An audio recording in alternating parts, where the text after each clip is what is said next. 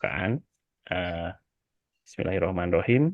Assalamualaikum warahmatullahi wabarakatuh. Salam sejahtera untuk kita semua. Yang kami hormati Kepala Dinas Perempuan dan Anak Provinsi Jawa Tengah, Ibu Dr. Anda Retno Sudewi, eh, dan juga Profesor Madyo Eko Susilo yang selaku narasumber yang mudah-mudahan sebentar lagi akan bergabung dengan kita. Dan tentunya juga Bapak Ibu peserta Ngopi Pena edisi ke-125 yang mengangkat tema tentang husnuzon sebagai pendekatan mendidik anak supaya sehat mental dalam mencegah bullying. Oke, matur nuwun Bapak Ibu atas kesempatannya dan memanfaatkan waktu luangnya untuk bisa bergabung dengan kita di bulan Ramadan ini. Kami mengucapkan selamat menunaikan ibadah puasa bagi yang menjalankan. Semoga ibadahnya lancar dan diterima Allah Subhanahu wa Ta'ala. Nah, untuk mengawali kegiatan Ngopi Penak ke-125 ini, tentunya kita perlu mendengarkan juga di awal pengarahan dari Ibu Kepala Dinas tentang tema kita pada hari ini dan semoga ini bisa bermanfaat bagi kita semua. Tanpa berpanjang lagi, kepada Ibu Retno Sudewi, kami persilahkan. Nyambung Mas sudah. Terima kasih Mas Ardian. Yang kami hormati ini sudah rawuh ya, Profesor Dr. Haji Madyo Eko Susilo, MPD, selaku Guru Besar Fakultas Pendidikan Universitas Bangun Nusantara Sukoharjo.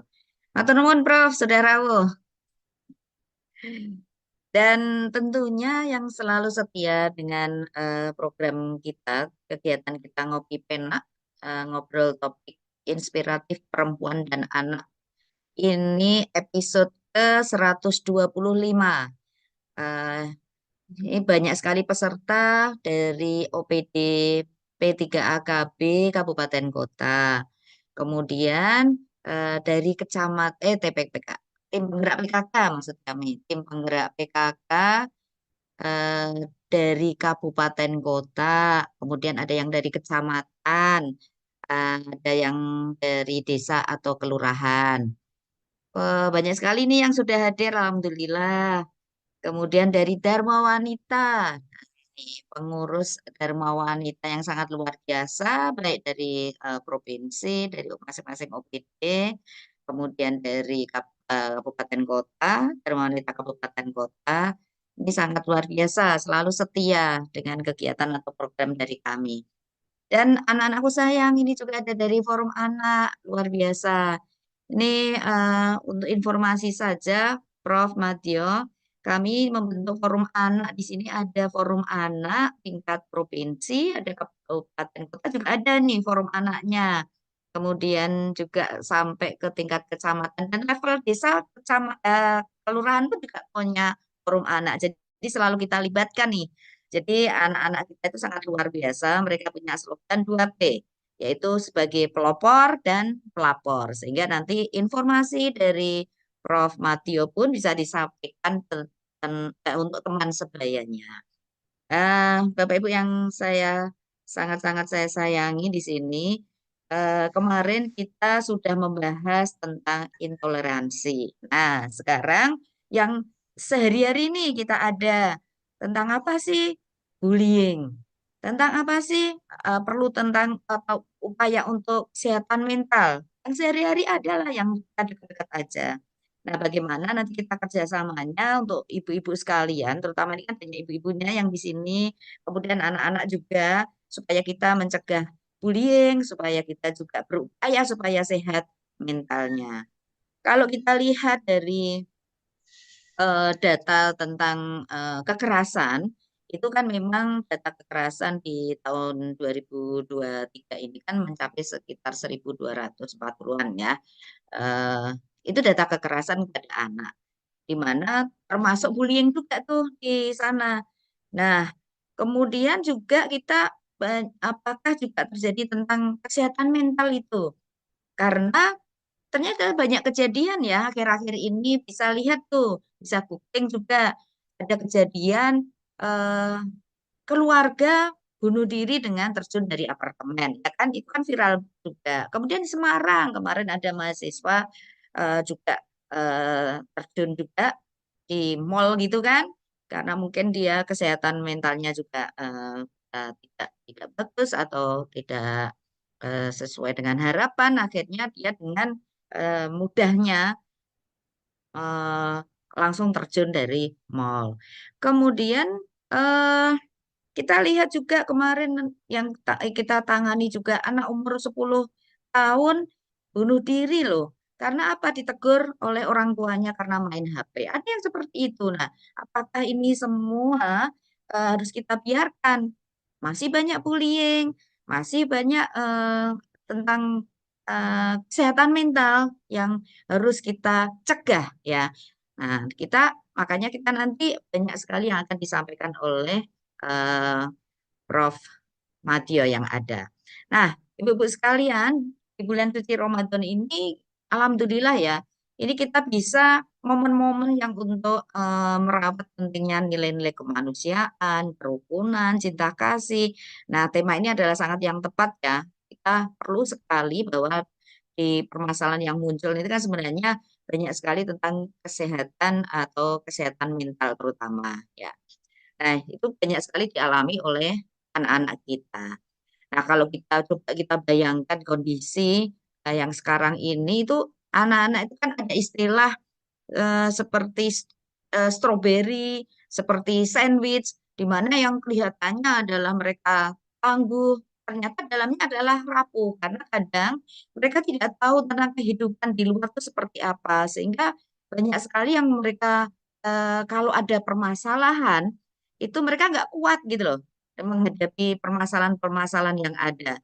Nah, bagaimana kita bisa mengatasi supaya anak-anak kita pada zaman generasi Z ini supaya mereka itu juga tangguh gitu ya.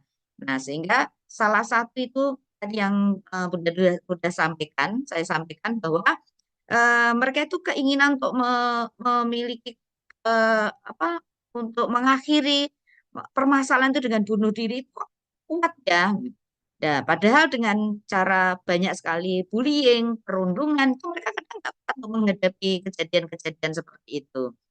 Nah, sehingga perlu kita harus mengatasi bagaimana permasalahan gangguan kesehatan mental ini dengan melayani ada penyediaan ya pemerintah itu sebenarnya sudah banyak sekali mengadakan penyediaan tentang pelayanan kesehatan mental yang cukup dan memadai ya di pemerintah ini. Kemudian kita bersama itu program-program yang ada dengan meningkatkan literasi kesehatan mental dengan di berbagai sektor pendidikan, pendidikan kesehatan terutama itu ya dan keagamaan sehingga kita melibatkan dari tim penggerak PKK, Dharma Wanita, kemudian juga forum anak itu bisa kita libatkan bersama supaya kita bareng-bareng yuk. Ini kan tanggung jawab kita semuanya tentunya ya. Nah, cuma kita juga menginginkan bahwa belum banyak ya masyarakat yang memahami sekitar pendekatan-pendekatan apa sih sebenarnya yang harus kita lakukan bila menghadapi situasi seperti sekarang ini. Nah, terutama untuk orang tua, kadang tidak menyadari bahwa pendekatan-pendekatan yang digunakan untuk mendidik anak itu supaya eh, bagaimana mencegah atau berupaya kesehatan mentalnya tidak terganggu. Sehingga Bapak Ibu sekalian, dengan tema kita ini memberikan kesempatan untuk kita bisa merenung, kita bisa berintrospeksi, untuk berusaha menjadi pribadi yang lebih baik. Sehingga tepat sekali bahwa tema kita pagi hari ini, bahwa kita itu harus bersifat positive thinking lah ya, dihubungkan dengan di bulan Ramadan ini. Nah, Bapak Ibu sekalian, salah satu yang kita ajarkan dan relevan di bulan ini adalah pendekatan secara husnuzon ya. Jadi kita harus punya prasangka yang baik terhadap situasi yang selalu ada. Kemudian jika dalam konteks nanti dalam hal pendidikan, husnuzon ini sangat penting dan membantu bagaimana kita merasa empati dan rasa saling menghormati tentunya ya, sehingga kita bisa menghargai dan menghormati hak-hak orang lain tentunya. Nah, hal ini tentunya bisa berdampak positif dalam hal pencegahan bullying tersebut ya. Karena tadi kita lihat masih banyak bullying yang ada di tempat kita. Sehingga Bapak Ibu sekalian, eh, mari kita jadikan di bulan suci ini sebagai momentum untuk memperkuat nilai-nilai tadi kemanusiaan, kerukunan, dan cinta kasih terhadap sesama, terutama kepada anak-anak kita. Tapi perlu diingatkan juga nih ya, bahwa dalam mengajarkan arti kusnuzon ini bukan berarti mengajarkan anak itu untuk pasrah ya, tetapi pendekatannya adalah melatih anak supaya lebih bijak dan bersikap dan berperilaku yang positif di setiap kondisi yang dialami. Sehingga ini membuat atau mencoba kita bersikap atau dari perspektif yang baik ya. Nah, dalam rangka penguatan ini untuk pemenuhan hak anak terutama melalui pemahaman kita sebagai orang tua dan anak-anak tentunya ini anak-anak akan juga ikut serta masyarakat yang ada melalui komunitas ada PKK dan tadi yang saya sebutkan wanita juga sehingga kita perlu membuat atau kegiatan dalam ngopi pena ini dengan tema Kusnuzon sebagai pendekatan untuk mendidik anak supaya sehat mental terutama dan kita harus bisa mencegah bullying. Nah, dengan rasa hormat saya nanti mohon Bapak atau Prof. Madyo untuk menyampaikan supaya kita semua itu tergerak dan ikut bertanggung jawab dalam situasi seperti ini melalui pendekatan tadi, husnuzon tadi. Ya, untuk itu kami ucapkan terima kasih dan sekali lagi kita akan menyimak dan mendengarkan materi yang akan disampaikan oleh Profesor Dr. Haji Madyo Eko Susilo, MPD. Nah, kita buka kegiatan ini dengan bacaan basmalah bersama-sama ya. Bismillahirrohmanirrohim. Acara ini kita buka. Semoga kegiatan ini sangat bermanfaat, terutama bagi anak-anak kita sebagai generasi yang bisa kita andalkan ke depan. Terima kasih. Wassalamualaikum warahmatullahi wabarakatuh. Dan salam sehat untuk kita semua. Matur nuwun. Saya kembalikan ke Mas Ardian. Oke, matur nuwun Bu Kadis atas inspirasinya ya dalam membuka acara ini. Semoga memang forum ini menjadi bagian dari solusi kita untuk meningkatkan kesejahteraan mental anak-anak kita dan juga mencegah terjadinya bullying. Nah, izin Ibu Kadis dan Prof. Madyo sebelum kita menginjak acara berikutnya, mohon izin kita bisa foto bersama dulu nggih. Monggo Bapak Ibu peserta bisa membuka kameranya karena di sini ada sekitar 60 peserta, tapi kami yakin sebenarnya ada banyak nih, seperti di PKK Wonosobo nih, nonton bareng, kemudian di Surakarta juga, dan di tempat Bapak Ibu yang lain pasti juga nonton bareng, jadi pesertanya mungkin lebih dari 60, karena di masing-masing tempat juga banyak banyak yang hadir gitu ya. Mohon bisa dinyalakan kameranya, kita melihat senyum ceria Ibu Bapak semuanya dan juga teman-teman dari Forum Anak. Oke, Bapak Ibu mohon bisa dinyalakan semuanya. Ada 3 slide nih.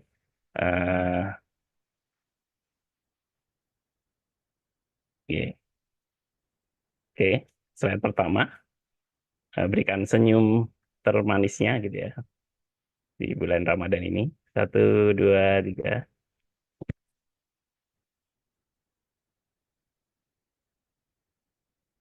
Baik, slide kedua. 1, 2, 3.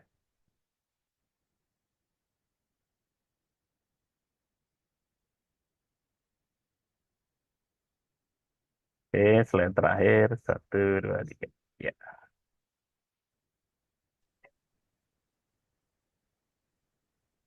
Ya, terima kasih Bapak Ibu. Kami sih berharap Bapak Ibu bisa terus menyalakan kameranya ya. Tapi jika ada kendala sinyal, mungkin bisa ditutup. Tapi harapannya sih bisa menyalakan agar kita bisa tahu nih siapa-siapa saja yang bergabung di Ngopi Pena kali ini, gitu ya.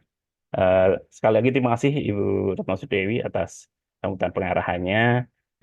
Kita akan melanjutkan dengan penyampaian materi langsung oleh Prof. Madyo Eko Susilo yang sudah hadir di tengah-tengah kita. Selamat pagi, Prof. Madyo. Masih di mute.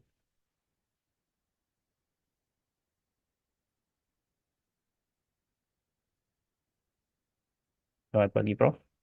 Bisa dinyalakan mic-nya.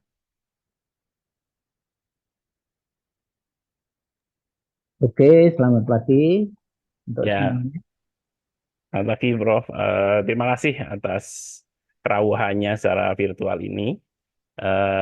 Dan seperti yang tadi sudah disampaikan oleh Ibu Kepala Dinas, kita mengangkat tema tentang husnuzon sebagai pendekatan mendidik anak supaya sehat mental dan juga dapat mencegah bullying gitu ya. Karena tadi sudah disampaikan bahwa kita kadang seringkali lupa terutama pada remaja-remaja kita, karena sesuai dengan Undang-Undang Perlindungan Anak, definisi anak itu adalah 0 sampai 18 tahun termasuk dalam kandungan.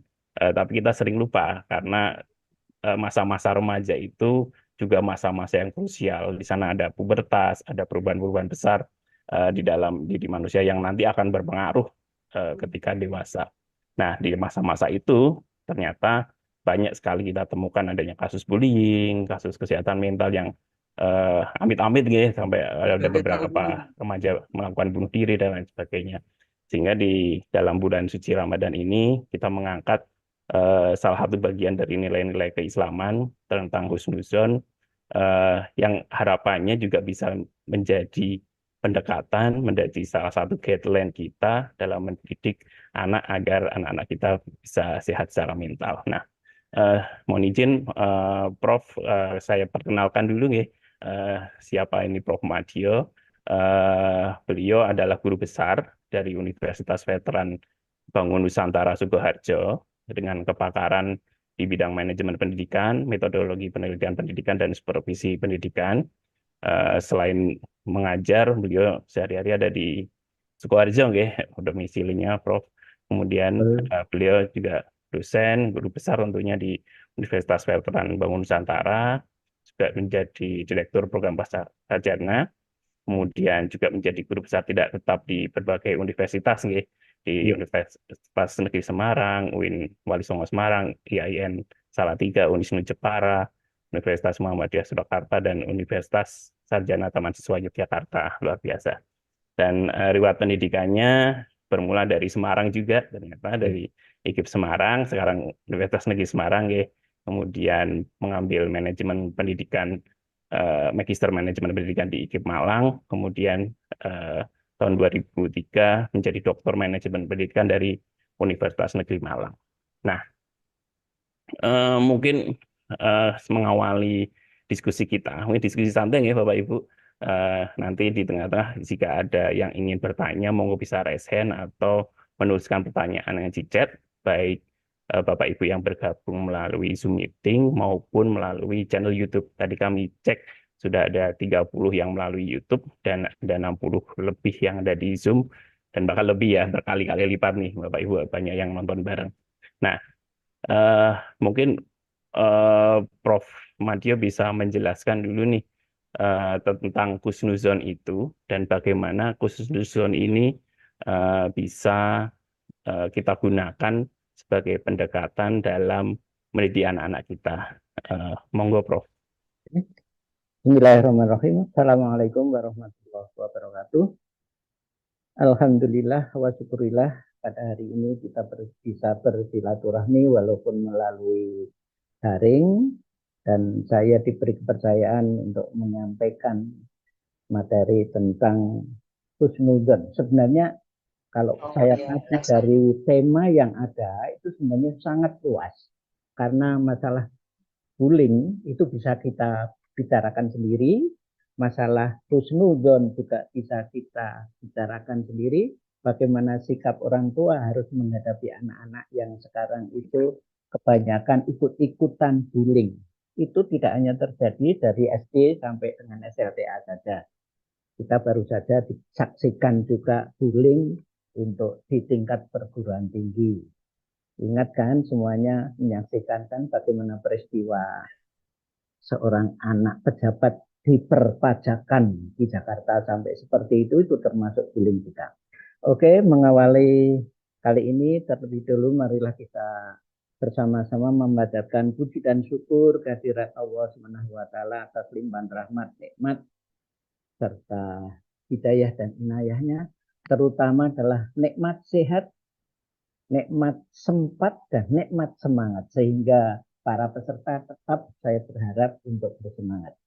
Kemudian yang kedua, saya ucapkan terima kasih kepada Ibu Dr. Anda Retno Sudewi, MSc MM, sebagai Kepala Dinas Pemberdayaan Perempuan dan Perlindungan Anak, serta pengendalian kependudukan, yang itu kalau dulu itu di bawah keluarga berencana.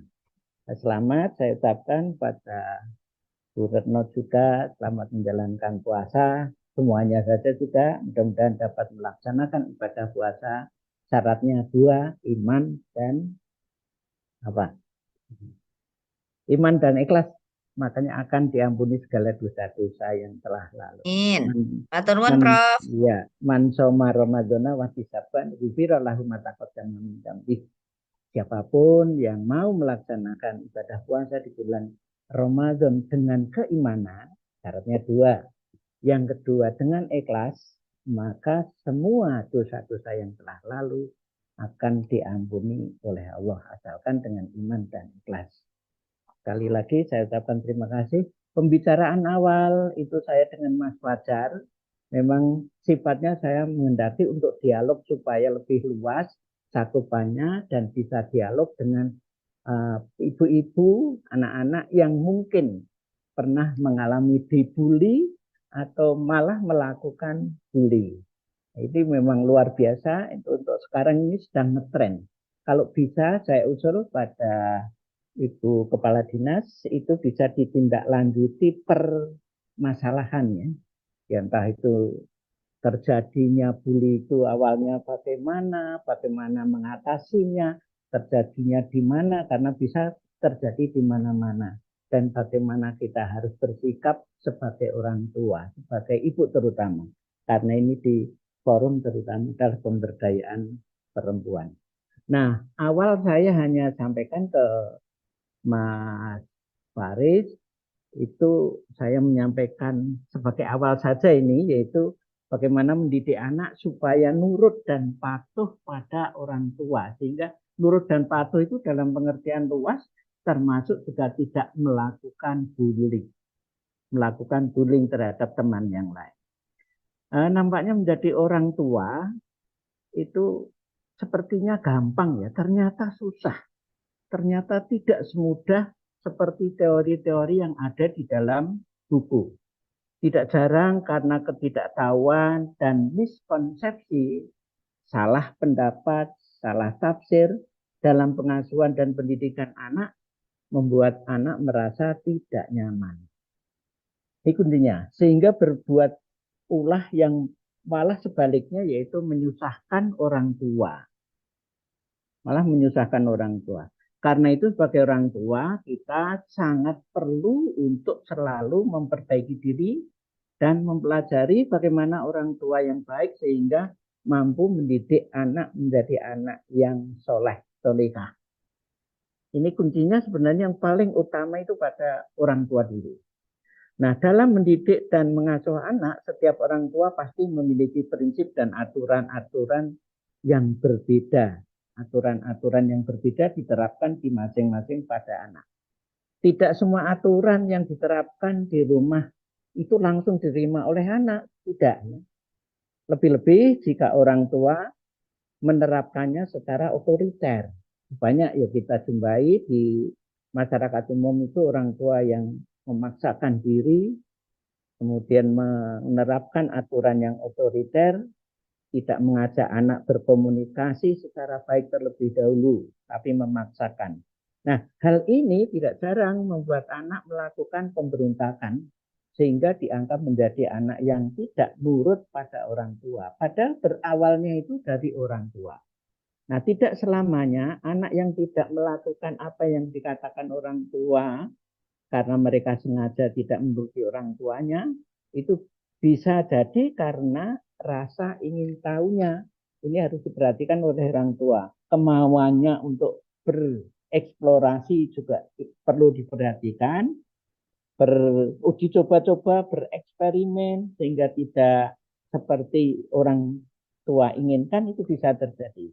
Nah, bagaimana caranya supaya anak nurut, syukur-syukur bisa cerdas, pintar. Nah, cara agar anak nurut dan patuh pada orang tua itu dibutuhkan strategi-strategi tertentu. Ini saya tulis, yang pertama adalah jangan berteriak. Kan banyak kan sekarang orang tua itu kalau ngandani putra-putrinya itu dengan teriakan yang tidak mengenakan. Hindari berteriak, karena itu akan terkesan memaksa anak untuk melakukan semua yang orang tua inginkan tanpa mendengarkan pendapat mereka. Semarah atau sekesal apapun, usahakan untuk tidak berteriak di depan anak. Teriakan itu tidak akan membuat anak menjadi patuh dan menuruti perintah orang tua. Justru sebaliknya, berteriak membuat anak sakit hati dan malah semakin memberontak. Ingin memberontak, tidak ingin mematuhi orang tuanya. Nah, teriakan-teriakan yang keras membuat anak merasa tidak aman.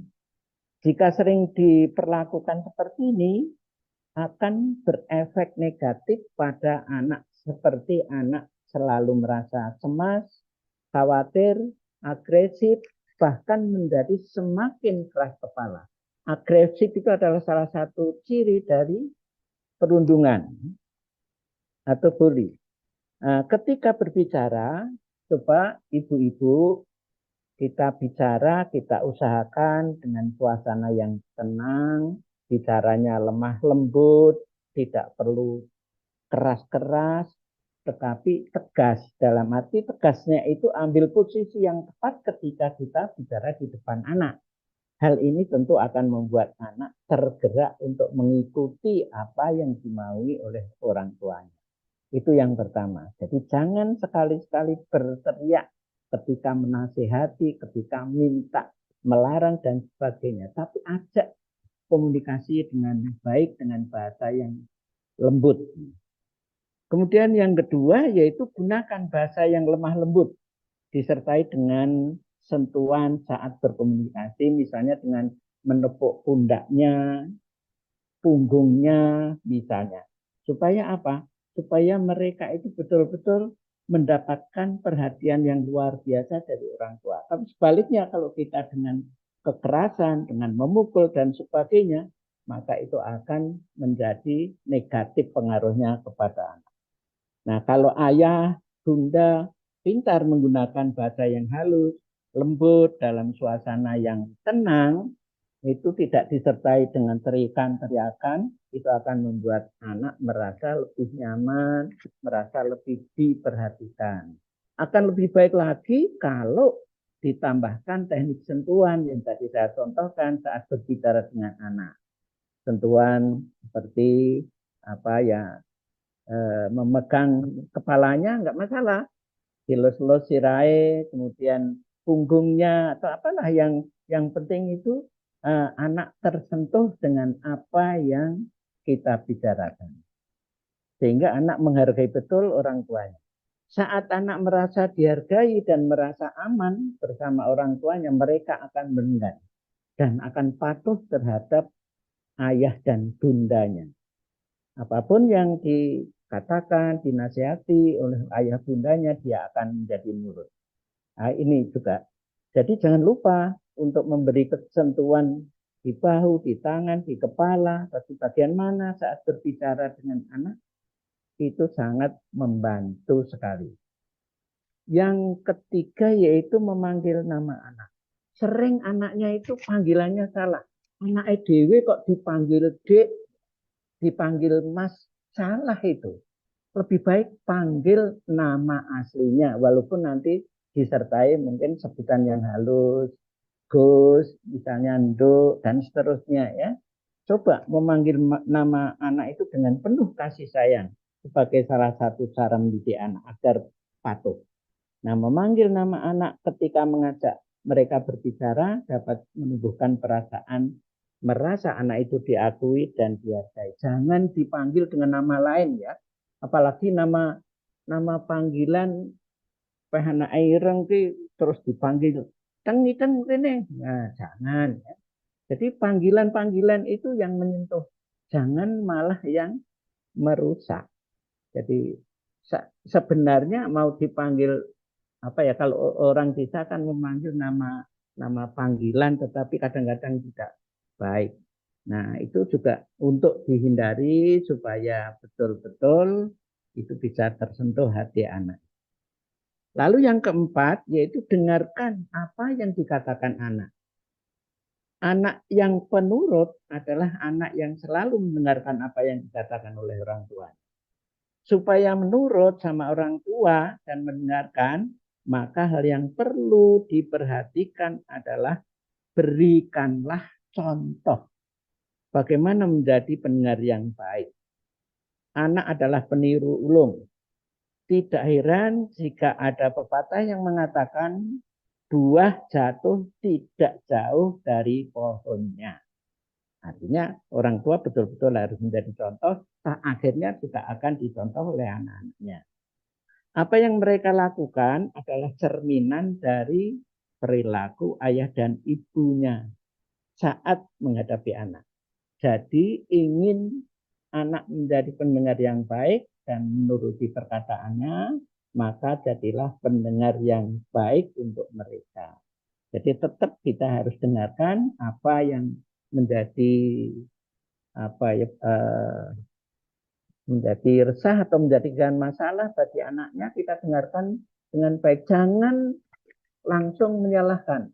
Tadi sudah dikatakan oleh Ibu Kepala Dinas, yaitu husnudzon. Jadi jangan menyalahkan ya, tapi kita berprasangka baik, jangan berprasangka buruk dulu. Kalau dimulai dari berprasangka buruk itu akan berakibat yang tidak baik. Jadi harus betul-betul husnudzon, berprasangka baik. Lalu yang kelima, beri kesempatan anak meluapkan emosi dan hindari memberi perintah saat anak sedang emosi. Pernah mengalami anak yang sedang emosi semakin menjadi ketika disuruh berhenti. Nah, disinilah ibu terutama itu wajib mengetahui kapan saat yang tepat untuk memberikan perintah, nasihat, serta berbicara pada anak. Jadi harus betul-betul ini kapan kita ada kesempatan yang baik untuk bercerita, memberikan perintah, memberikan nasihat, berbicara dengan anak. Nah, mengatasi anak yang susah diatur dan emosian, jika marah atau keinginannya tidak dituruti, dengan menghindari memberikan perintah pada anak. Jadi saat itu jangan sampai kita bertindak membentak-bentak, memerintah, ya, apalagi dengan cara berteriak. Nah, saat emosi anak akan tidak dapat mendengarkan perkataan dari siapapun, terlebih kalimatnya itu kalimat perintah. Nah, hal yang harus dilakukan oleh orang tuanya pada saat itu adalah memberi kesempatan pada anak untuk mengeluarkan emosinya. Ya, biar saja emosi, biar keluar dulu saja, biar kita tahu, sehingga itu bisa memberi kesempatan pada kita untuk mempelajari apa sih sebenarnya maunya. Nah, setelah anak tenang, baru kita sebagai orang tua dapat berbicara dan memberikan nasihat atau perintah kepada anak. Jika anak emosi, orang tua harus tenang, jangan ikut emosi. Jangan ikut emosi. Sehingga ini perlu diperhatikan di dalam mendidik anak supaya anak-anak menurut orang tua. Yang keenam adalah konsisten. Nah, ini sering juga terjadi.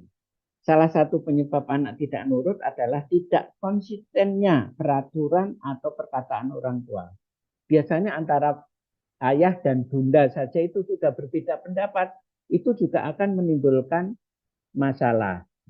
Karena itu membuat anak menjadi bingung kalau itu antara kedua orang tua, artinya ayah dengan ibu itu sudah berbeda. Sehingga saat-saat tertentu anak dilarang melakukan sesuatu, tapi di saat lainnya dibolehkan. Seperti itu jangan sampai terjadi. Karena apa? Membuat anak jadi bingung dan mencoba-coba cara agar anak nurut perkataan ibunya atau ayahnya, atau ibu dan ayahnya adalah selalu konsisten, acet, acet saat memberikan perintah. Dan harus sama, jangan sampai ada perbedaan orang tuanya, ayah begini maunya, ibu begini maunya, ini akan membingungkan. Kemudian yang ketujuh, berikan apresiasi. Anak pintar dan penurut ketika merasa keberadaannya itu diakui dan dihargai. Nah, salah satu bentuk penghargaannya adalah dengan memberikan apresiasi. Pemberian apresiasi ini sangat penting karena apa? Supaya anak yang sedang mengalami masa tumbuh berkembang itu dapat berkembang dengan baik. Dapat bertumbuh dan berkembang dengan baik. Bertumbuh itu secara fisik, berkembang itu secara psikis. Karena itu ada istilah, kalau tumbuh kembang itu artinya dua hal itu masuk. Dua istilah itu. Jika anak melakukan hal yang baik, seperti misalnya patuh pada peraturan, mau membantu orang tua, menunjukkan prestasi sekecil apapun, itu jangan segan untuk memberikan hadiah atau pujian atau berupa apresiasi apapun. Paling tidak kita sampaikan, wah bagus, enggak apa-apa, itu belum saatnya, sebentar lagi kalau kamu rajin, itu maka akan ada peningkatan prestasi dan seterusnya. Jangan dibentak-bentak. Nilainya jelek langsung dimarahi. Nah, jangan. Tetap saja kita beri apresiasi. Sudah nak, ini usahamu memang sudah maksimal. Ayah, ibu menyadari. Nah, mesti kalau mau belajar lebih tekun lagi, pasti hasilnya akan lebih baik. Ya. Seperti itu. Tapi kadang-kadang kalau di masyarakat kan sering kita jumpai. Jadi karena anaknya prestasinya jelek lalu dimarahi. Waduh. Nah kalau seperti ini membuat anak merasa tidak dihargai, tidak dihargai. Nah kalau kita berusaha untuk menghargai, anak akan termotivasi untuk melakukan hal yang lebih baik lagi atau yang sesuai dengan yang disarankan oleh orang tuanya. Dan yang kedelapan, ciptakan suasana yang nyaman dan menyenangkan. Ini semuanya sebenarnya kaitannya dengan bully. Nanti kalau ada kesempatan lain, barangkali saya bisa menyampaikan khusus masalah bully. Kenapa itu terjadi, kemudian bagaimana mengatasinya, dan seterusnya. Jadi dalam hal mendidik anak ini, bagaimana supaya bisa menciptakan suasana yang nyaman dan menyenangkan. Itu perlu diupayakan oleh orang tua. Cara menasihati anak, cara berkomunikasi dengan anak, itu sangat menentukan suasana hati anak. Anak dalam masa tumbuh kembang itu sangat dipengaruhi oleh lingkungannya. Lingkungan yang aman dan nyaman akan membuat anak tumbuh menjadi pribadi yang baik. Agar anak nurut sama ibu dan ayahnya, perlu diciptakan suasana lingkungan yang aman, nyaman, dan menyenangkan. Nah, nanti kalau di pembicaraan bully itu harus ada kerjasama orang tua, kemudian sekolah, dan masyarakat. Nah, perannya masing-masing itu ada dari bagaimana mengatasi bully. Nah, buat anak merasa senang ketika bersama orang tua, ketika ada waktu luang, maksimalkan untuk memberikan perhatian pada mereka. Apalagi kalau orang tuanya semuanya, kedua-duanya sibuk. Nah, ini sempatkan manakala hari libur, kita ajak makan bersama, kita ada rekreasi misalnya. Jangan dialihkan dengan kegiatan lain sehingga anak merasa diabaikan. Jadi harus kita perhatikan. Jika anak merasa diabaikan, apa yang akan terjadi? Mereka akan berbuat ulah untuk mendapatkan perhatian dari orang tuanya. Banyak kejadian itu. Yang terakhir, yaitu satu suara antara ayah dan ibu yang tadi sudah saya singgung juga. Agar anak nurut perkataan orang tua, maka orang tua harus satu suara. Ayah dan ibu harus selalu berkomunikasi dan menyamakan persepsi setiap prinsip dan aturan yang ingin ditegakkan. Jadi jangan berjalan sendiri-sendiri. Jangan sampai ayah dan ibu memiliki pandangan yang berbeda, kemudian berdebat, apalagi debatnya itu di depan anak-anaknya, itu memberikan contoh yang tidak baik. Hal ini dapat menyebabkan anak menjadi bingung dan tidak percaya kepada orang tuanya. Efeknya adalah mereka jadi tidak nurut pada orang tuanya. Jadi dengan demikian ayah dan bunda harus berupaya semaksimal mungkin bagaimana supaya anak nurut dengan orang tua. Kuncinya ada dalam cara berkomunikasi dan konsistensi. Jangan lupa untuk selalu belajar memahami anak, baik dari mungkin hasil membaca buku atau dengan mengikuti kegiatan-kegiatan seperti yang dilakukan oleh dinas ini. Itu sebagai pengantar karena awalnya memang kita bicarakan lebih baik dialog. Kalau saya di RRI Surakarta itu sering diundang, tetapi memang untuk dialog interaktif dengan masyarakat umum. Itu sementara yang dapat saya sampaikan, bisa dilanjutkan dengan dialog. Silahkan moderator. Matur nuwun Prof. Madyo Eko Susilo ya sudah menjelaskan pengantar yang sangat inspiratif sekali ya, ayah bunda sekalian dan juga teman-teman forum anak atau remaja yang bergabung di dalam Ngopi Pena ke-125 ini. Tadi kita sudah belajar sedikit banyak gitu ya. Nanti mohon Bapak Ibu yang perlu penjelasan-penjelasan lebih mendalam silahkan ditanyakan gitu ya. Jadi memang penting sekali bagaimana menciptakan situasi yang nyaman bagi anak, kemudian anak-anak bisa nurut ya, Prof. Madyo nurut terhadap orang tua. Ternyata tidak semudah itu gitu ya. Kalau dulu kita zaman saya lah, zaman ayah bunda sekalian mungkin memperlakukan anak-anak itu agar nurut ya dengan otoriter, ternyata itu banyak keliru dan ini terbukti dengan polling anak Jawa Tengah yang dilakukan oleh teman-teman Forum Anak Jawa Tengah di polah ketiga. Jadi anak-anak Forum Anak Jawa Tengah ini menginisiasi adanya polling anak Jawa Tengah untuk menggali suara-suara anak di Jawa Tengah, sudah sampai ke seri ke-7. Nah, di hasil seri ketiganya ini kami mendapati fakta bahwa 50,7% anak dari 28.000 responden di Jawa Tengah itu tidak pernah curhat ke orang tuanya. Nah, artinya ini kan menjadi warning bagi kita orang tua bahwa ternyata orang tua itu belum menjadi pilihan bagi anak untuk curhat, untuk menceritakan keluh kesahnya. Nah, ini jadi PR. Jangan-jangan anak tidak nyaman dengan orang tuanya, jangan-jangan anak mungkin akan menjadi susah nurut dengan orang tuanya karena anak-anak tidak percaya pada orang tuanya. Nah, mungkin sedikit saya simpulkan, tadi ada beberapa strategi nggih, dari Prof. Madyo agar anak-anak bisa eh, nyaman di lingkup keluarga. Yang pertama tentu dengan tidak berteriak. Nah, ini penting sekali ya. Kita tahu sendiri mungkin ada relasi kuasa, kita merasa lebih tua dibanding anak kita sehingga mungkin eh, emosi-emosi itu keluar gitu ya. Dan yang terpenting adalah komunikasi yang lemah lembut, kemudian memanggil anak dengan baik gitu ya. Kemudian dengarkan. Nah, ini juga penting mendengarkan cerita-cerita dari anak dan itu sudah bisa kita praktekkan sejak anak kita mulai bisa bercerita sejak kecil gitu ya.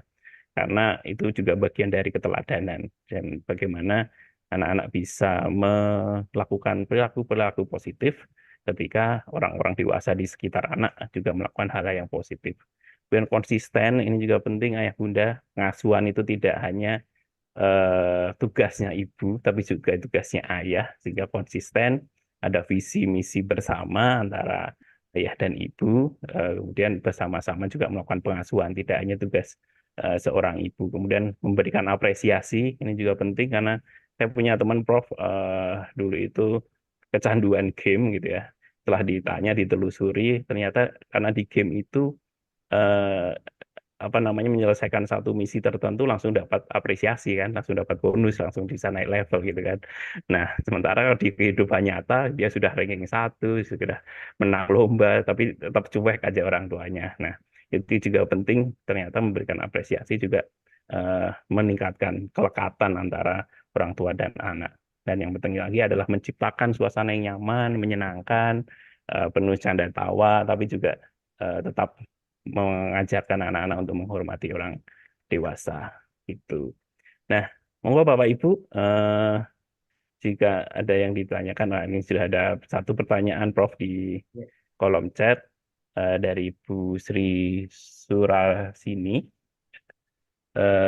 Bagaimana cara mengatasi anak yang trauma karena dimarahi gurunya dan tidak mau sekolah? Sekarang sekolah tapi harus ditunggu di sampingnya dalam kelas. Nah, ini banyak kita temui ya, termasuk eh, anak-anak kita mungkin ya, dan seringkali tidak hanya trauma karena mungkin ada kekerasan, mungkin ada temannya yang sedikit jahil pada dia, tapi juga pada situasi-situasi yang ternyata berubah gitu ya, terutama pada anak-anak yang usia dini, dari yang tadinya di rumah dia harus bangun pagi, harus ke sekolah yang suasananya total total baru gitu. Ternyata dia tidak betah. Nah, termasuk juga anak-anak yang mungkin eh, kami sering mendapati gitu ya, anak-anak yang dia belum bisa cerita banyak ke orang tuanya bahwa dia ternyata korban bullying di sekolah, sehingga kemudian dia trauma, takut takut ke sekolah. Apalagi yang memarahinya adalah gurunya dan lain sebagainya. Nah, ini bagaimana cara mengatasinya? Kita sebagai orang tua mungkin, atau mungkin Bapak Ibu di sini sebagai tim penggerak PKK bisa bisa membantu anak ini agar bisa kembali ke sekolah, karena sekolah itu kan hak pendidikan anak. Monggo, Prof. Ya, terima kasih. Pertanyaan yang bagus sekali. Ternyata untuk trauma itu tidak hanya datang dari keluarga, tetapi juga bisa datang dari sekolah. Pertama, yang perlu saya tanyakan, ini tingkat TK, SD, SMP, SMA yang dimaksud Ibu ini? Tingkatnya SD, Prof, kelas 2. Oh, SD kelas 2 ya. Jadi kalau Ya, SD kelas 2, itu lazimnya dicarikan guru-guru yang memang bisa ngomong, bisa ngomong betulan itu dengan anak-anak itu. Kalau ada terjadi seperti itu, makanya ibu harus datang karena memang harus kerjasama ya antara orang tua, pihak sekolah, dan masyarakat. Maunya guru apa? Nah, ibu bisa menanyakan pada putra ibu kenapa takut. Nah, itu perlu dikomunikasikan dengan guru. Saya yakin guru akan berubah sikap. Saya jadi guru itu sudah puluhan tahun. Saya jadi guru SPG Negeri Semarang itu 5 tahun lebih ya. Jadi gurunya guru karena mengajar calon guru. Jadi ibu langsung saja ditanya anaknya, suruh cerita dulu, cerita seperti apa kejadian itu. Kemudian ibu nanti komunikasikan dengan pihak guru yang ada di sekolah secara baik-baik saja. Kemudian anaknya juga mesti diberi motivasi, Bu. Motivasinya dengan bahasa-bahasa yang bisa mempengaruhi dia supaya mau sekolah. Walaupun anak kelas SD itu belum banyak gambaran masa depan, cita-citanya seperti apa, tetapi ibu dengan dengan lemah lembut tetap menasihati anak. Kemudian masalah trauma tadi penyebabnya apa, karena gurunya galak atau bagaimana, yaitu mesti kita selesaikan bersama. Ibu datang ke sekolah menemui gurunya ini, diceritakan saja pada gurunya, ini anak saya kok tidak mau bersekolah, takut Pak Guru atau takut Bu Guru. Nah, misalnya seperti itu. Jadi bisa diselesaikan secara kekeluargaan supaya tidak berlanjut. Masa seperti itu guru ya, nggak mungkin ya. Bukan guru, saya mendidik guru sudah berpuluhan tahun. Jadi sering natar guru juga tidak hanya tingkat Jawa Tengah, di tingkat nasional itu saya sering juga memberikan bekal pada para guru, kepala sekolah, dan kelas. Jadi sebaiknya Ibu bicarakan baik-baik dengan pihak sekolah, tetapi perlu mendengarkan cerita yang sebenarnya dari putra Ibu sendiri. Putra Ibu ini putri atau putra, Bu? Itu sudah saya lakukan, Prof. Ya. Sudah saya lakukan, saya sudah mendatangi ke sekolah dan dari gurunya itu ada 3 orang itu langsung justru ke rumah saya untuk minta maaf, untuk ngereh-ngereh anak agar mau sekolah sebentar, terus akhirnya traumanya kambuh lagi. Apakah itu kami perlu untuk periksa ke dokter psikologi atau psikiater atau bagaimana? Saya juga sudah berusaha ke mendatangi kiai untuk istilahnya doain itu juga sudah, tapi sampai sekarang itu anak masih trauma sekitar kira-kira berjalan sekitar kurang lebih baru 3 bulan. Itu, Ya, Prof. Terima traumanya, kasih. Bu, traumanya penyebabnya apa? Menurut cerita putra Ibu. Traumanya penyebabnya itu waktu praktek sholat itu kan rame, terus oleh gurunya itu gurunya teriak kalau anak-anak masih rame terus nanti satu kelas saya suruh push up sampai Oke. pingsan begitu. Itu sudah Ibu sampaikan ke gurunya juga? Sudah, kebetulan kan itu anak buah, jadi ya akhirnya dia kan takut. Saya kan sebagai pengawas dan dia kepala sekolahnya kan akhirnya kan dari sekolah takut semua ke saya. Terima kasih. Itu. Jadi guru yang seperti itu nggak boleh, Bu. Saya itu sebagai ketua umum takmir Masjid Agung Baitur Rahmah Kabupaten Sukoharjo ya. Apalagi musim seperti ini yang para remaja-remaja biasanya kan itu yang bagian tata tertib itu anak-anak dikerasi saya nggak boleh, biarkan aja. Nanti kalau dikerasi terus malah jadi rusak nanti trauma. Ya, jadi seperti itu gurunya yang harus dibenahi itu. Ya kalau itu sudah sowan ke tempat Ibu minta maaf ya. Jangan sampai diulangi lagi kalau terjadi seperti itu, merugikan tidak hanya putra Ibu sendiri tapi juga yang lain-lain. Nah, Ibu pengawas di mana, Bu? Juga di daerah situ di Kabupaten Karanganyar, Jatipuro khususnya. Oh, di Itu Karanganyar. dan itu sudah sering terjadi kok, Prof. Jadi sudah ada beberapa anak yang trauma seperti itu. Akhirnya anak itu pindah sekolah, termasuk cucu saya itu juga pindah sekolah, tetapi masih mau sekolah tapi harus ditunggu terus gitu, Prof. Ya. Mudah-mudahan dapat terselesaikan. Saya bisa komunikasi dengan pejabat di sana juga banyak ya. Tapi ya kita usahakan, terima kasih. Iya, kita usahakan secara keluargaan dulu. Yang jelas gurunya kalau sampai mengancam, membentak, marah-marah itu yang jelas tidak benar. Ini mendidik kok, mendidik bukan memarahi, tapi mendidik yang dengan cara-cara yang bagus mestinya, yang baik, tidak seperti. Saya kira sementara itu ya Bu ya. Nanti Profesor, terima kasih bagi Bapak Ibu pencerahannya. Kalau nanti ada permasalahan bisa komunikasi langsung juga lewat telepon atau lewat WA di biodata saya itu juga ada. Iya, Prof. Terima kasih. Oke, terima kasih. Selanjutnya ini sudah ada 2 yang resen. Pertama dari TPPKK Kabupaten Wonosobo, monggo Ibu.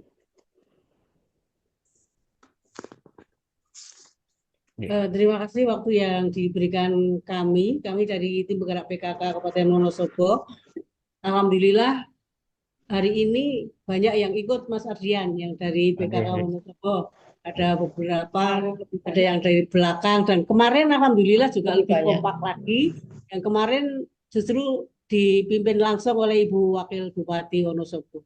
Namun hari ini Ibu Wakil Bupati izin, mohon maaf tidak bisa membersamai kita semua. Selanjutnya kami mengucapkan terima kasih hari ini diberi kesempatan untuk bisa ikut Zoom dengan tema yang sangat menggigit, yaitu husnudon. Nah, ini untuk kata-kata husnudon untuk mendidik anak, ini kadang-kadang juga ini merupakan hal baru aja terungkap kayak gitu. Jadi kadang-kadang kita kalau berbicara masalah anak, meskipun tidak henti-hentinya, tidak habis-habisnya kalau berbicara masalah anak, tapi kadang-kadang hanya suudonnya aja sama anak kayak gitu. Husnudonnya di mana? Nah, ini mungkin kata-kata judul husnudon mendidik anak sebagai pendekatan mendidik anak ini juga kami sangat apresiasi dengan judul seperti ini. Apalagi dikaitkan dengan kesehatan mental, anti bullying dan sebagainya. Kemudian materi dari Prof. Madyo tadi tentang sikap atau sikap ortu menghadapi anak yang dikaitkan dengan supaya anak menurut, kami akan ya ibaratnya mengomentari lah, ibarat mengomentari aja. Tentang konsisten yang ada poin-poin tadi, beberapa poin tadi, 8 atau 9 poin tadi, yang poin konsisten dan satu suara antara orang tua, ayah dan ibu. Nah, sebenarnya memang ayah dan ibu itu harus konsisten dan satu suara dalam mendidik anak, sehingga tadi juga sudah disampaikan Prof. Madyo bahwa biar anak itu juga tidak bingung, saya harus nurut siapa ini, Bapak bilang A, Ibu bilang B, dan sebagainya.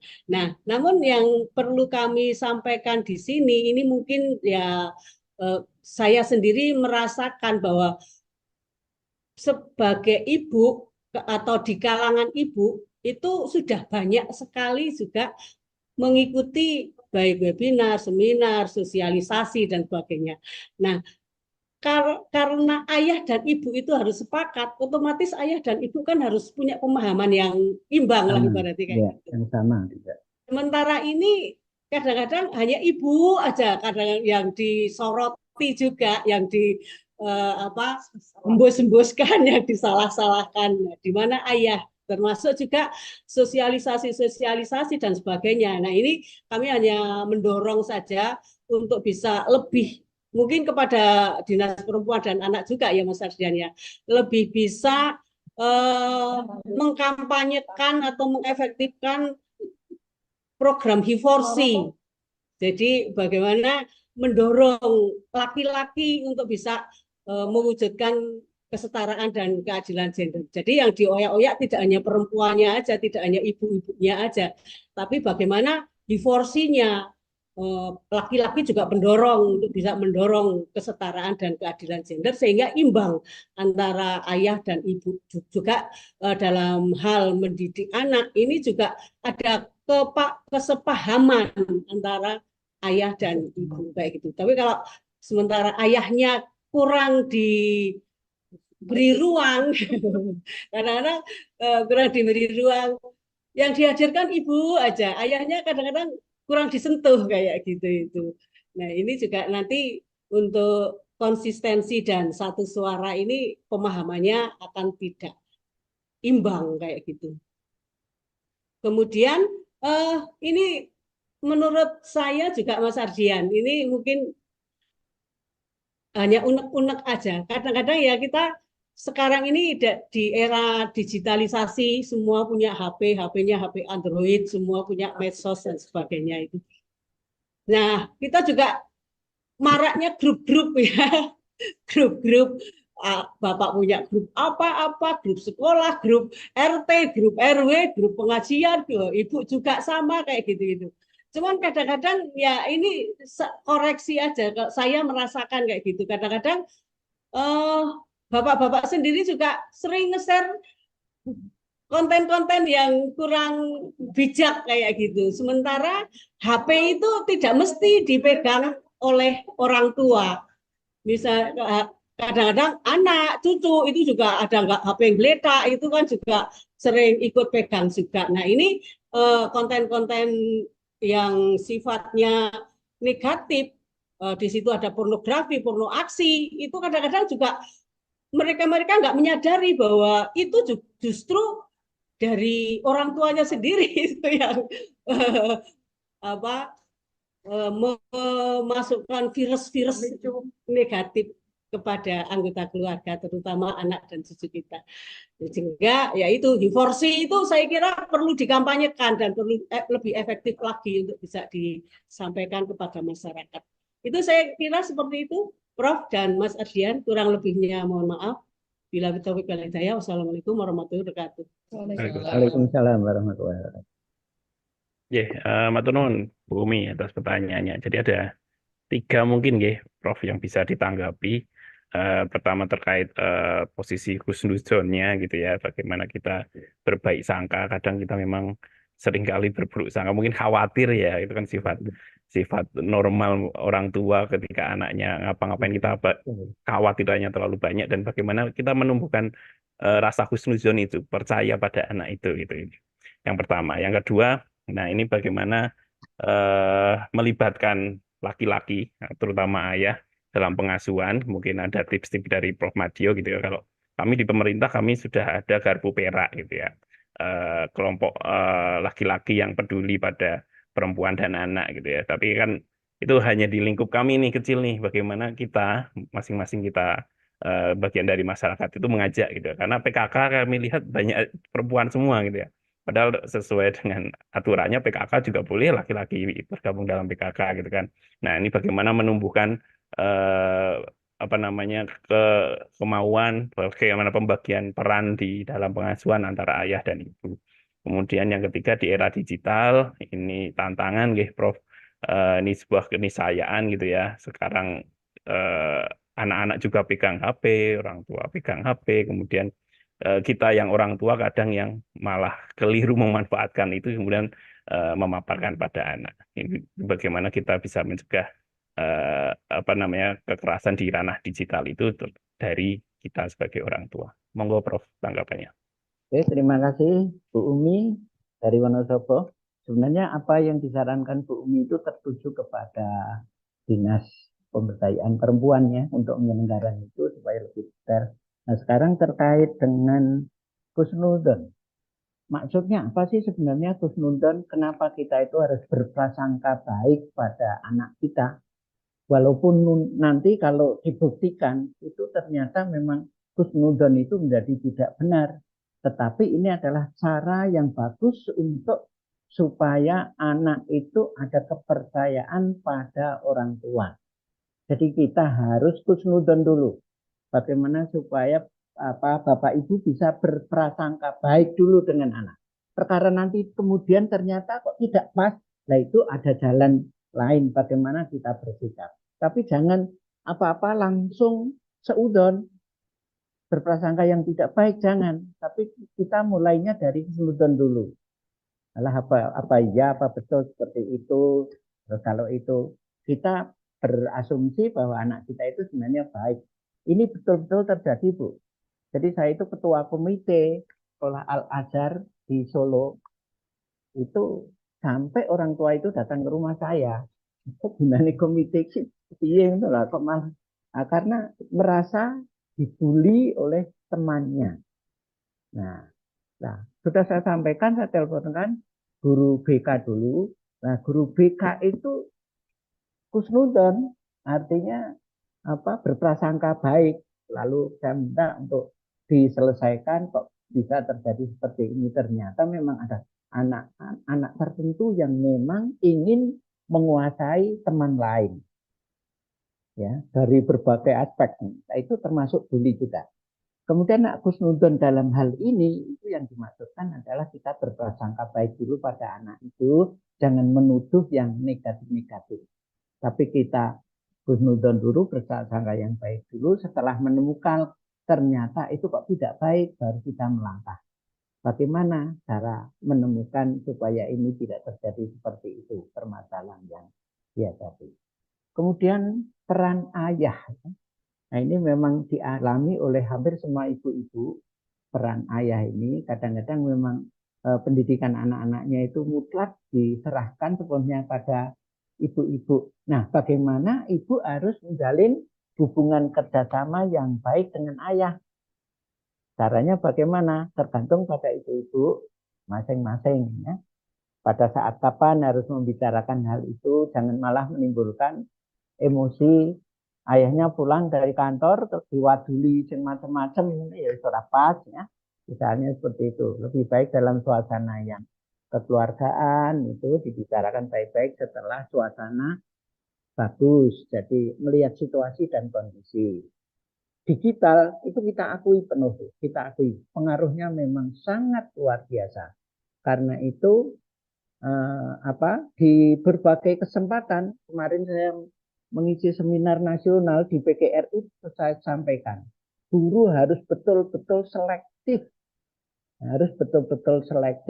dan harus memanfaatkan teknik teknologi yang modern itu untuk kepentingan mutlak pendidikan. Jadi harus berfungsi dalam arti yang fungsi mendidik yang positif. Memang kalau bisa kita rame-rame seperti daerah mana ya, mohon pada pemerintah hampir suku Baduy, seluruhnya minta kepada pemerintah supaya sinyalnya itu ditiadakan. Jadi di wilayah tertentu itu sinyalnya ditiadakan supaya apa? Tidak digunakan untuk hal-hal yang negatif. Di suku Baduy itu demonstrasi untuk supaya sinyal HP di daerah sana itu diblokir atau dihilangkan. Itu sampai seperti itu. Ini memang hal yang tidak mudah di era digitalisasi ini.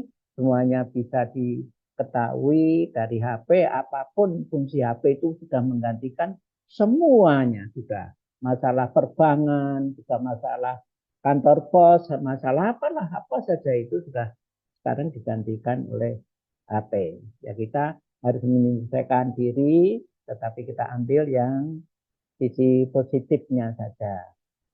Itu barangkali untuk lebih mendalam terkait dengan bully, memang saya sebenarnya tertarik itu karena sedang ngetren.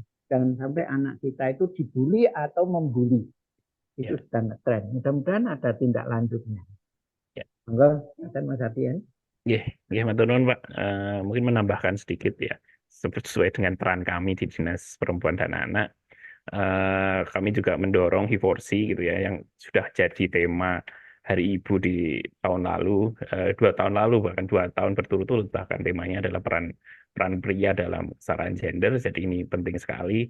Cuma memang kendalanya di akar rumput itu yang kita hadapi benar-benar gitu ya. Kalau kita pertemuan dengan ibu-ibu PKK pasti rame gitu ya, banyak yang datang. Tapi kalau mengundang bapak-bapak temanya pengasuhan, sedikit sekali yang mau datang gitu ya. Tapi ini mungkin sesuatu yang perlu gradual, perlu konsistensi dan berkesinambungan gitu ya. Mungkin perlahan-lahan, karena banyak sekali gerakan-gerakan seperti tadi saya sampaikan, Garpu Perak, gerakan pria peduli perempuan dan anak, kemudian ada Ayah ASI, kemudian ada gerakan laki-laki baru dan lain sebagainya yang memang sudah bergerak ke sana. Cuma memang untuk sampai kepada akar rumput ini butuh proses gitu ya. Dan saya kira sekarang proses-proses pengasuhan, apalagi sekarang peran perempuan juga luar biasa, tidak hanya di domestik tapi juga berkarir di luar, sehingga ini mendorong peran laki-laki juga harus ikut kerja-kerja di domestik termasuk dalam pengasuhan anak, sehingga ini juga kita dorong terus gitu ya bersama dengan di bidang KGPP dan juga tentunya teman-teman Puspaga Jawa Tengah, karena Ngopi Pena ini kan kanal medianya Puspaga Jawa Tengah, dan mereka concern juga untuk meningkatkan pelibatan laki-laki dalam pengasuhan anak gitu, sehingga mungkin orang tua yang butuh konseling terkait pengasuhan bisa menghubungi Puspaga masing-masing di kabupaten kota masing-masing atau di kami di Provinsi Jawa Tengah gitu. Karena banyak sekali orang tua yang bingung gitu ya, bagaimana sih, karena laki-laki juga mungkin bingung bagaimana melibatkan diri, bagaimana memulainya. Nah, monggo bisa berkonsultasi langsung ke Puspaga. Berikutnya ada dari Bu Hayati dari Kecamatan Sejajar dari Wonosobo juga, yang sudah raise hand, monggo menyampaikan pertanyaannya. Halo, Bu Hayati. Sepertinya belum mendengar nih. Oh, malah. Oh, menghilang. Oke. Kalau begitu kami bacakan di kolom komentar ya, Prof. Ya, Dari PPPA Kabupaten Boyolali ada yang bertanya, bagaimana cara pendekatan anak yang lelet, susah bangun, susah melakukan sesuatu, lama, kemudian sering sering telat sekolah dan lain sebagainya. Nah, mungkin motivasi ya, bagaimana memotivasi anak-anak untuk bisa disiplin tanpa adanya kekerasan tentunya. Monggo, Prof. Oke, terima kasih yang dari Boyolali. Itu dialami hampir semua orang tua ya seperti itu. Tapi tempat saya ini kok jadi bermasalah. Jadinya jadi putus. Ini Bu, yang dari Boyolali itu memang hampir semua orang tua mengalami. Lah, bagaimana cara mengatasinya? Sedikit dari sedikit Bu. Masalah apa dulu, terus mengatasinya bagaimana, itu masing-masing permasalahan yang dihadapi kan beda-beda. Kalau itu masalah bangun terlambat, ya biasakan Bapak Ibu juga bangun lebih awal, kemudian diingatkan, nah ini ya dinasihati lah ya, dinasihati. Nah ini nanti kalau sekolahnya telat repot ya, nanti apa nanti kalau diberi sanksi oleh sekolah kan tidak enak. Coba sekarang yang inilah yang rajin bangun lebih awal. Pokoknya bagaimana teknik ibu untuk memberikan nasihat pada putra putrinya kalau itu terjadi seperti itu. Paling tidak dari apa kunci-kunci yang saya sampaikan tadi ada 9 kunci itu bisa digunakan untuk mengatasi hal-hal yang seperti itu. Tuh, ini tempat saya nggak bisa ini, Mas. Jasmine, Jadinya kok hilang. Bentar. oh iya. Oke, sambil menunggu, monggo Bapak Ibu, Ya, jika ada yang ingin bertanya kembali, mumpung ada Prof. Madio di sini. Jika belum ada, mungkin saya ingin menajamkan, Prof, monggo. terkait dengan bullying gitu ya.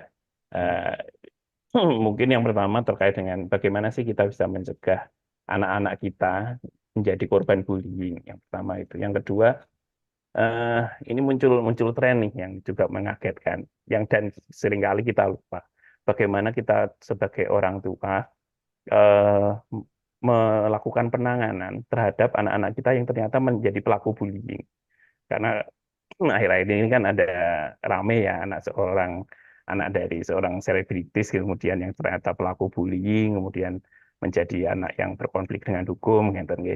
Nah, bagaimana sih kita orang tua bisa mempunyai peran untuk menangani anak-anak kita yang ternyata menjadi pelaku bullying, dan bagaimana kita mencegahnya agar anak-anak kita tidak menjadi pelaku bullying gitu ya, karena ternyata shock selama ini kan kita mengupayakan bagaimana anak kita tidak jadi korban, dilalah lah kok malah anak kita yang menjadi pelakunya ini ya. Jadi banyak orang tua yang kemudian bingung bagaimana bersikap, bingung bagaimana menanganinya. Oke, terus begitu, Prof. Oke. Jadi kalau sebenarnya bullying itu kan terjadi di keluarga, di sekolah, di masyarakat ya, tidak terbatas. Nah, itu ada cara-cara khusus untuk yang di sekolah seperti apa, di keluarga bagaimana, kemudian di masyarakat bagaimana. Itu kan yang harus Nah, kalau ciri pelaku bullying di sekolah itu biasanya memiliki kekuasaan sosial di lingkungan siswa itu. Menjadi tokoh populer biasanya. Memiliki gerak-gerik yang sengaja dan seterusnya. Nah, cara mengatasinya bagaimana kalau itu di sekolah? Sosialisasi tentang bullying, membuat aturan yang tegas terhadap perundungan itu atau terhadap bullying itu. Deteksi dini, sejak dini harus sudah dideteksi adanya bullying itu.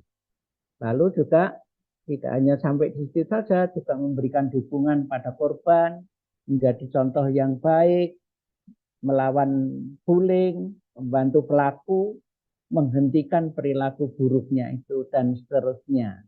Itu kalau terjadi di sekolah. Bagaimana kalau terjadi di keluarga? Di keluarga ada cara-cara tersendiri sebentar, ini saya bukakan. Atau di lain kesempatan ya, memang saya menyiapkannya tidak terkait dengan bullying, tapi ada cara-cara tertentu yang bisa dilakukan untuk mengatasi bullying yang ada di keluarga. Apalagi yang seperti yaitu pengaruhnya di keluarga, pengaruhnya di masyarakat, dan bullying itu sendiri terjadi tidak hanya di lingkungan itu ya, tetapi berasal dari ini yang namanya cyberbullying ini, dari online, sering mengejek lewat online misalnya dan seterusnya. Cara mengatasinya bagaimana di keluarga itu yang perlu kita pikirkan. Nah, cara mengatasinya di keluarga, sebentar, bentuk-bentuk bullying ada, cara mengatasinya juga ada. Bentar, saya tarikan catatan saya. Atau ini sampai jam berapa, Mas Adi? Sampai jam 11, Pak. Oh, sampai jam 11. Masih longgar sih. Oh, iya, iya, iya.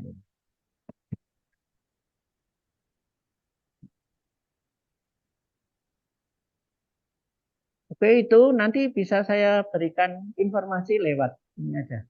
Lewat WA, itu yang nanti Mas Ardian saja saya kirim nanti lewat WA.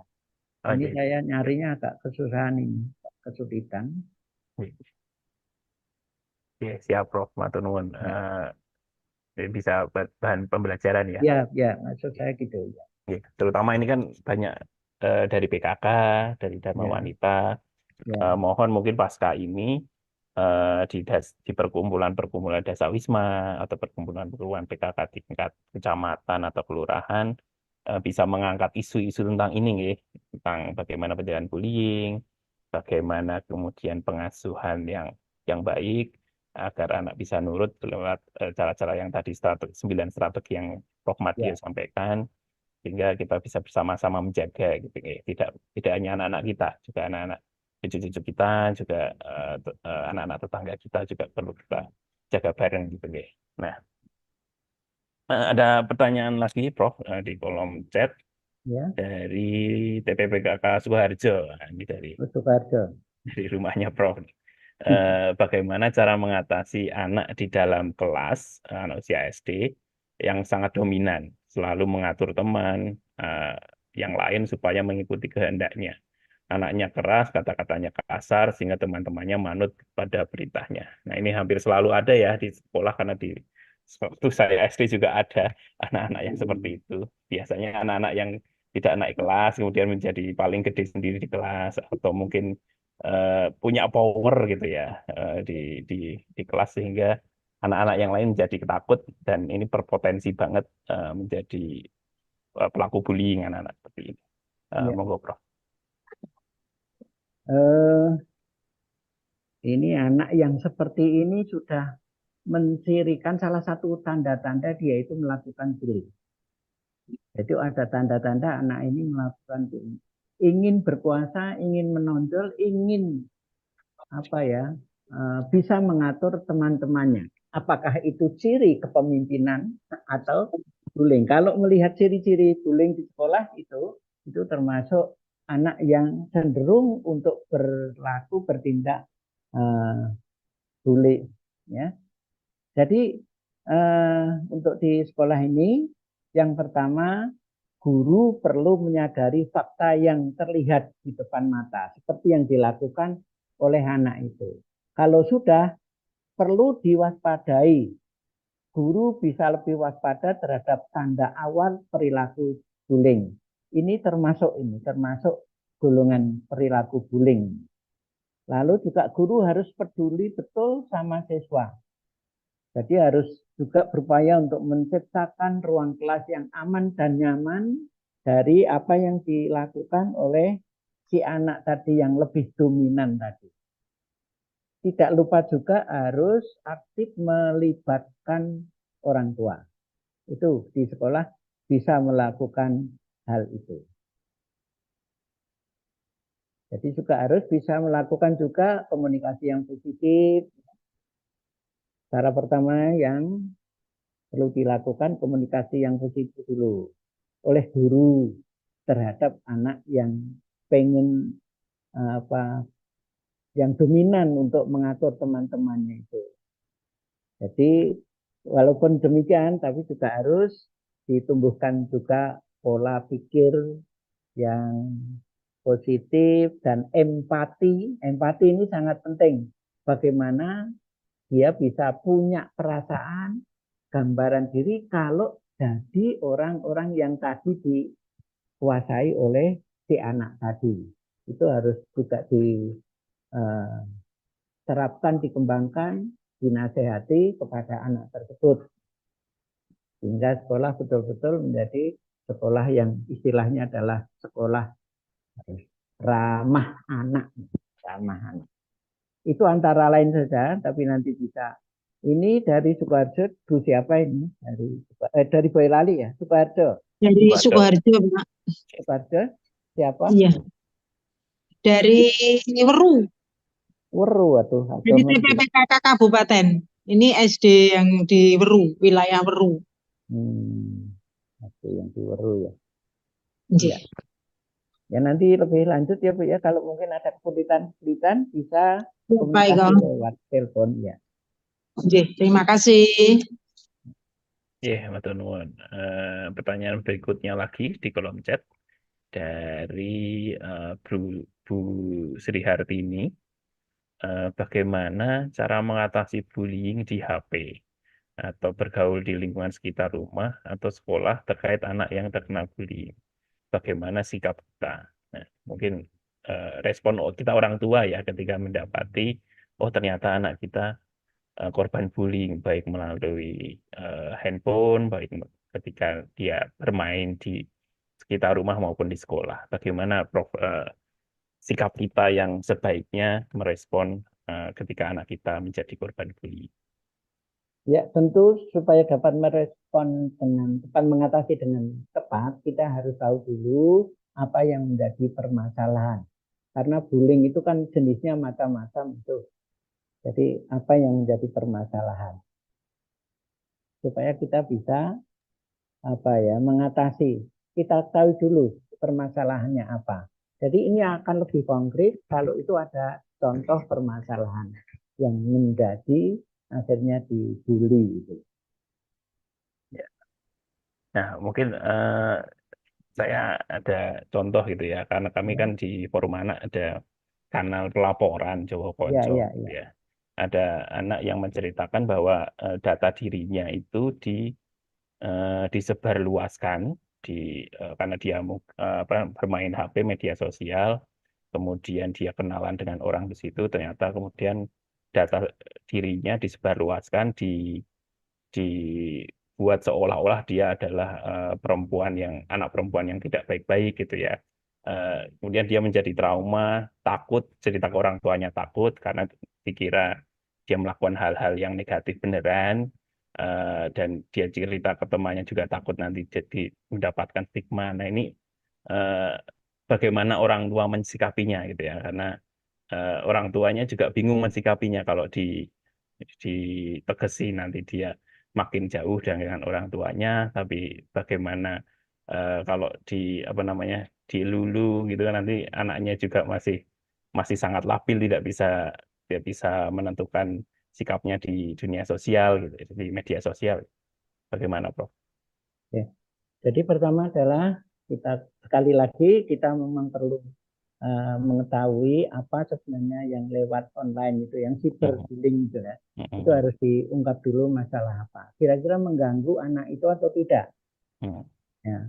Kan biasanya kalau itu kan terus menyebar isu entah lewat media sosial ya, menjelek-jelekan dan seterusnya misalnya. Kalau seperti itu ya kalau bisa ditemui orangnya itu kalau bisa, tapi karena lewat media sosial itu ya mungkin kesulitan ya. Atau paling tidak diingatkan dari HP yang kena bully itu, diingatkan oleh orang tuanya, diminta nomornya, kemudian diingatkan supaya tidak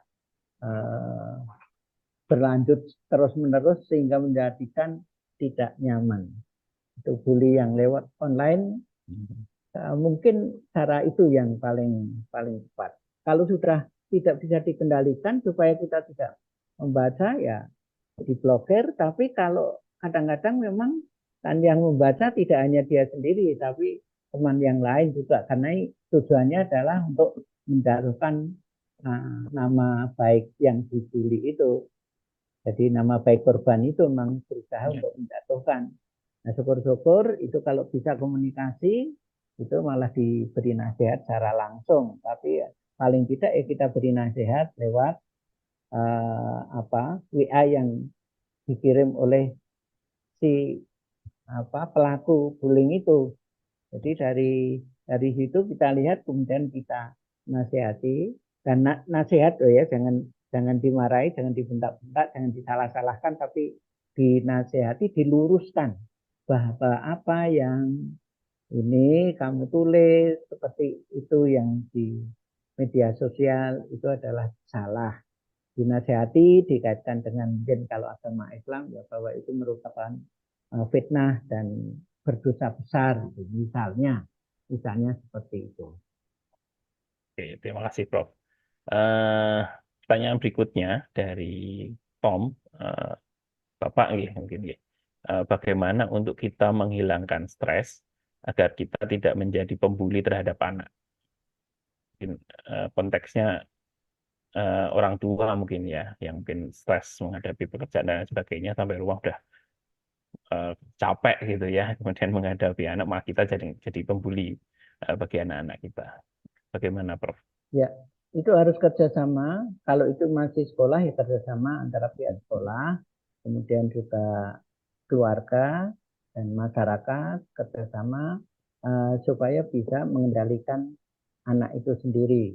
Dan orang tua biasanya ya kalau itu masih dapat terdeteksi, diketahui awal itu lebih bagus. Kalau tahu-tahu sudah bullying, tapi bullyingnya adalah bullying fisik, kekerasan, sampai tidak sadarkan diri, bahkan ada korban yang sampai meninggal. Saya ada 7 contoh yang terjadi di sekolah dari berbagai daerah. Karena itu kalau bisa diusahakan untuk supaya anak itu intinya anak itu melakukan bullying ya pada orang lain ya. Jadi pembuli dia. Ya, pembuli. Ya, jadi pembuli. Ini orang tua sudah melakukan saran-saran, mungkin bahkan tindakan, tapi tetap dia melakukan seperti itu. Nah, bisa kerjasama dengan pihak sekolah. Kalau masih sekolah, mana-mana guru yang mungkin paling disegani itu dimanfaatkan untuk ikut menasihati. Juga teman-teman dekatnya juga dicari, dimintai bantuan untuk mengingatkan agar dia tidak melakukan bully. Dan mesti harus ditanamkan rasa empati tadi. Rasa empati pada dirinya, bagaimana seandainya dia menjadi korban yang dibully itu, sehingga dia dari sedikit disadarkan. Memang harus ya, kalau sudah seperti itu kita yang harus sabar, telaten ya, untuk menyadarkan bagaimana supaya dia tidak melakukan lagi. Dengan pihak sekolah itu kalau ada kedekatan dengan guru siapa itu kita manfaatkan. Kalau di masyarakat kedekatan dengan siapa teman-teman dekatnya itu kita minta bantuan supaya juga mengingatkan. Jadi ya perlu kerjasama antara ketiga belah pihak. Keluarga sudah, tapi mental, coba dengan sekolah, coba dengan teman-teman di tengah-tengah masyarakat. Matur nuwun, Prof. Berikutnya masih ada 2 pertanyaan lagi, Prof, di kolom. Nggak apa-apa. Yang pertama dari Bu Hayati dari TPPKK Kecamatan Kejajar Wonosobo. Ya. Bagaimana cara mengarahkan anak usia 14 tahun yang tidak mau mengikuti pelajaran salah satu guru mata pelajaran karena alasan tidak suka dengan guru tersebut.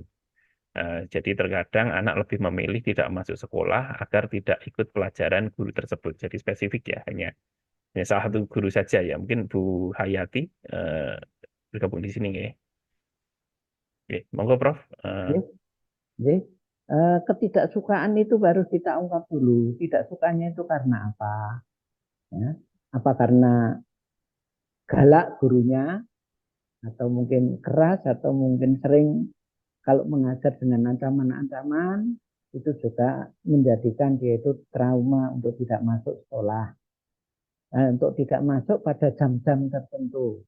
Dan saya juga pernah mengalami seperti itu, guru bahasa Inggris, galak, ya ternyata setelah saya itu jadi profesor doktor, alah carane mulang salah, ucapannya salah.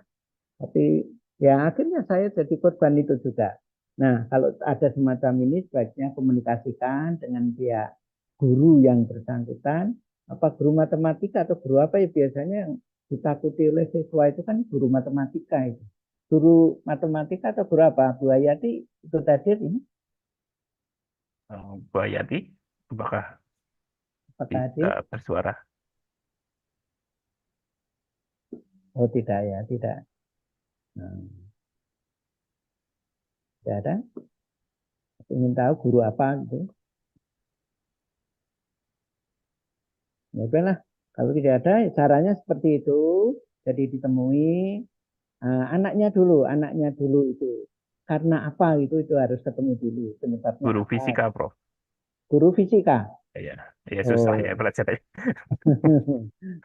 Fisika, matematika itu, kimia itu Ya, mata-mata pelajaran yang biasanya ditakuti ya, ditakuti pada umumnya.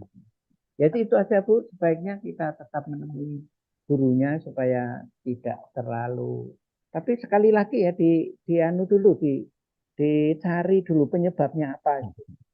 Kalau guru fisika atau guru kimia atau matematika, guru apa saja lah, itu dicari dulu penyebabnya apa, sehingga nanti bisa komunikasi lebih lanjut dengan guru yang bersangkutan, dan guru nanti akan memperlakukan anak itu beda. Saya yakin akan memperlakukan anak itu beda kalau ibu itu komunikasi langsung dengan guru yang bersangkutan. Sampai anak saya itu ketakutan, tidak mau masuk kalau pas pelajaran ini, pelajaran fisika misalnya. Itu langkah yang paling tepat itu menurut saya. ya, terima kasih Prof. Jadi memang harus tabayun ya. Iya, tabayun betul. Ya. Siapa tahu mungkin bukan gurunya, tapi mungkin pelajarannya, atau mungkin cara Nah, penyampaian bisa. gurunya yang mungkin membuat anak-anak bingung, atau Ya, ada kekerasan di sana atau apa gitu ya. Harus ya. benar-benar kita cross check ke anaknya, mungkin ke teman-teman di kelasnya, atau Ya. juga tentunya langsung ke gurunya gitu ya, bisa kita sampaikan agar Iya. terjadi perubahan-perubahan gitu nggih. Iya, betul. Oke, berikutnya pertanyaan terakhir Prof, dari Bu Ani Susilowati dari Pokja 1 Kelurahan Tegal, mau bertanya, kalau anak-anak dalam keluarga besar yang tidak dapat perlakuan yang sama dengan anak yang lainnya, apakah itu termasuk bullying dan bagaimana kita mensikapinya? Oke, kita melihat apakah itu bullying atau tidak. Perlakuan itu perlakuan dari orang tua kan? Ya Bu Ani dari Tegal, Ani Susilowati. Itu yang dimaksudkan perlakuan orang tua terhadap anak-anaknya yang misalnya berbeda, nomor 1, nomor 2, nomor 3, dan seterusnya, itu ada perbedaan. Itu yang dimaksud atau yang mana itu yang Bu Ani mungkin bisa Bu Ani, komunikasi dengan Bu Ani. bisa menjelaskan? Halo Bu Ani. Bu Ani, monggo bisa bersuara.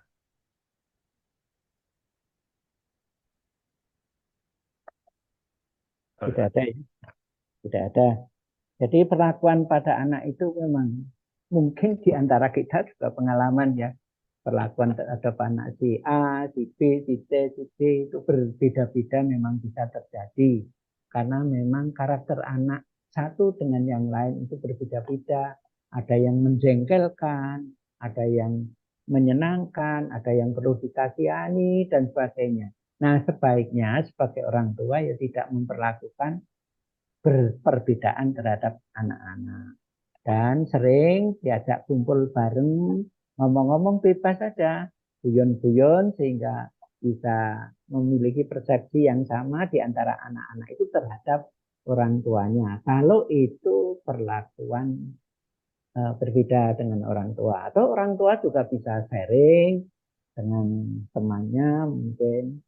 Nah, kalau itu terhadap anak tertentu misalnya, yang mestinya harus dengan cara yang mendidik, persuasif, karena anaknya itu memang sebenarnya satu keluarga ya, anaknya 5 saja itu masing-masing sudah memiliki karakter yang berbeda-beda. Memang orang tua harus bisa mensikapi untuk masing-masing, tetapi jangan sampai menampakkan ada perlakuan yang berbeda antara satu dengan yang lain. Jadi perlakuannya sama. Itu saya kira akan lebih bagus dan mengatasi masalah. Yang penting orang tua jangan memperlakukan berbeda antara anak satu dengan anak yang lain. Itu saya kira. Ya, jadi harus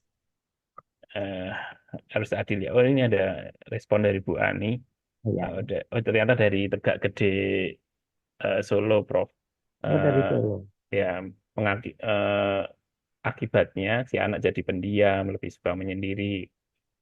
Ya mungkin karena merasa dibedakan itu ya, Prof ya. Ya bisa, betul.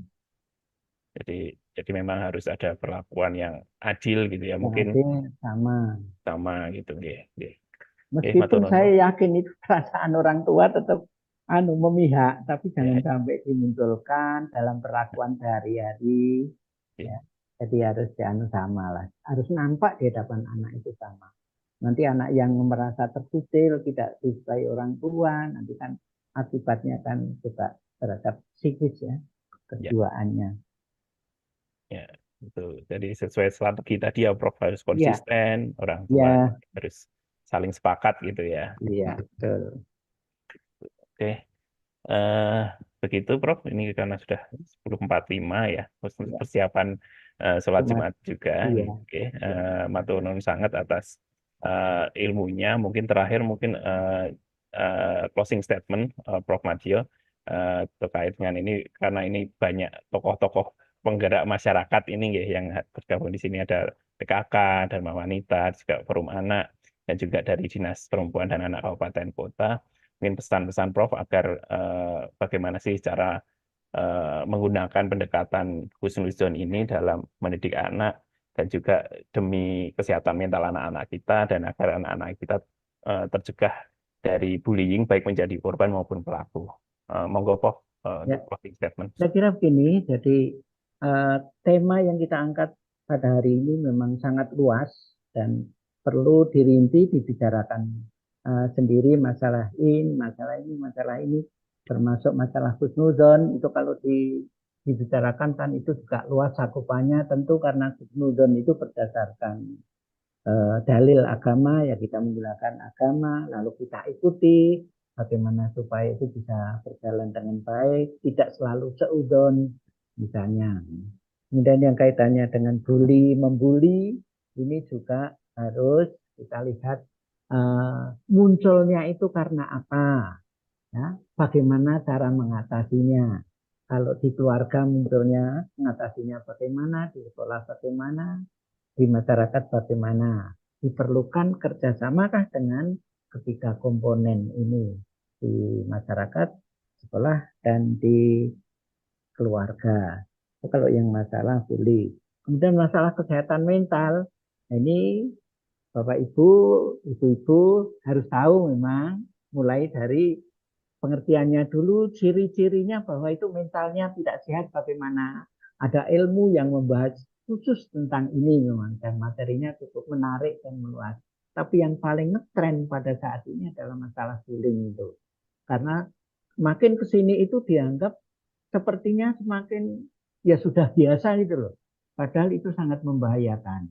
Bagi yang dibully maupun yang membuli itu membahayakan.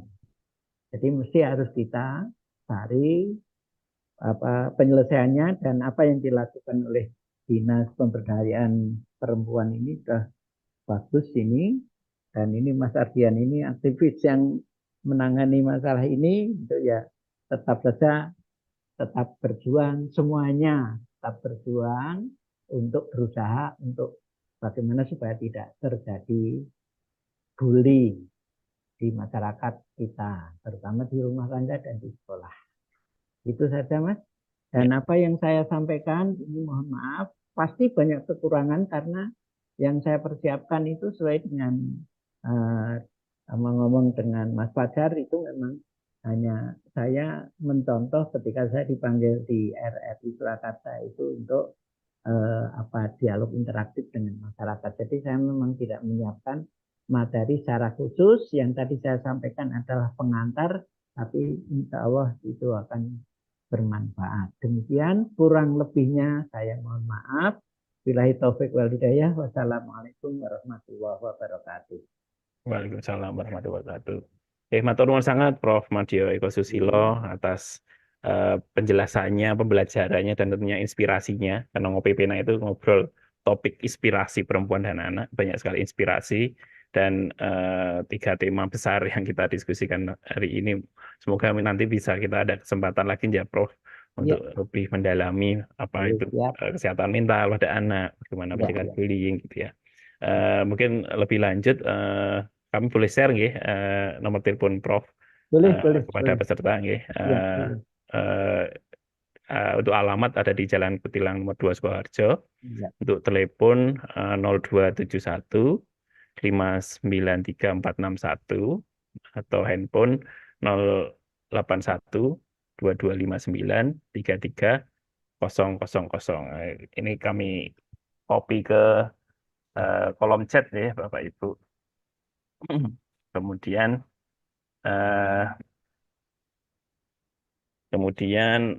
ini karena Ngopi Pena ini adalah bagian dari layanan Puspaga, Pusat Pembelajaran Keluarga Jawa Tengah. Mungkin nanti bisa lebih lanjut berkomunikasi dengan Puspaga. Bagi Bapak Ibu yang tadi sudah mengisi absen, silahkan bisa tergabung dalam grup WA Sobat Pena. Kemudian atau menghubungi ke hotline Puspaga 0857 9992 2111. Nanti bisa berkomunikasi dengan Mas Fajar atau dengan Mbak Lita atau dengan Mbak Ica untuk konsultasi, konseling, dan mungkin program-program pembelajaran ke depan. Demikian Bapak Ibu, Ngopi Pena edisi 125 ini. Terima kasih sekali lagi kepada Prof. Madyo Eko Susilo atas pembelajarannya dan inspirasinya pada hari ini. Dan tentunya terima kasih sekali pada seluruh peserta yang tergabung di Zoom meeting ini maupun melalui YouTube, dan rekaman di YouTube bisa Bapak Ibu simak kapanpun, silahkan bisa dicek di channel YouTube DP3A P2KB Ngopi Jawa Tengah. Dan harapannya nanti masih ada seri-seri Ngopi Pena berikutnya. Tunggu saja informasinya di akun Instagram DP3A P2KB _Jateng maupun puspaga.jateng. Nah, mungkin tidak perlu kami simpulkan ya, karena sudah banyak sekali hal-hal yang menarik. Yang jelas kami titip ke para Bapak Ibu PKK, Dharma Wanita, Dinas PPPA maupun Forum Anak untuk bisa menyebarluaskan informasi yang kita dapat hari ini kepada sebanyak-banyaknya orang, sebanyak-banyaknya masyarakat, agar kita bisa bersama-sama menjaga anak-anak kita. Dan mungkin dimulai dari diri kita sendiri, bisa menjadi teladan yang baik, bisa menjadi sahabat bagi anak-anak kita, untuk memastikan bahwa lingkungan kita menjadi lingkungan yang ramah, aman, dan nyaman bagi anak-anak kita. Mungkin begitu, terima kasih sekali. Untuk share materi sudah belum ya? Kayaknya belum ada materi share ya? Belum, nanti menyusul ya Bu. Nanti lewat grup masing-masing ya, grup PKK, nanti kita titipkan lewat Mbak Yuma, gitu ya? Atau ada di grup Sobat Pena ya. Saya kira di link chat. Dan ya nanti Mas Fajar ya. Di link chat aja Mas. Oke, boleh. Nanti Mas Fajar bisa mengirimkan, termasuk sertifikat ya, nanti menyusul akan kita share juga ke grup masing-masing Bapak Ibu. Terima kasih sekali lagi. Mohon maaf atas segala kesalahan dan kekhilafan kami selama penyampaian Ngopi Pena ini. Sampai bertemu di kesempatan berikutnya. Saya Ardian Akhil, Pamit. Wassalamualaikum warahmatullahi wabarakatuh. Waalaikumsalam warahmatullahi Matur nuwun, Prof. wabarakatuh. Sama-sama Mas Adian.